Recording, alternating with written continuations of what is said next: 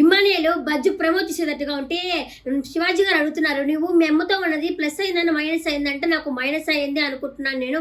ఎందుకంటే నేను నామినేషన్లోకి రాకపోయేసరికి నా ఫ్యాన్స్ అంతా తనకే ఓటేశారు అని చెప్పేసి ఇమ్మానియల్ అంటున్నాడు. అలాగే ఇది గేమ్ షోకి వచ్చాను నేను, ఆ గేమ్ కూడా చూపించాల్సింది పోయి నేను సేఫ్ కాదు మంచిగా ఉండడం వల్ల నేనైతే గేమ్ ఆడలేకపోయాను అని చెప్పి అంటున్నాను. ఇంకా శివాజీ గారు ఉండేసి నువ్వు వచ్చేసి విన్నర్ అవుతావు అనుకుంటున్నావు అనుకున్నాను, నేను ఇట్లా వచ్చేసేవంటే నాకు అదే బాధగా ఉంది అనేసి చాలా ఫీల్ అయిపోతా ఉన్నాడు. ఇప్పటికైనా తేరుకున్నాడు అనిపించింది.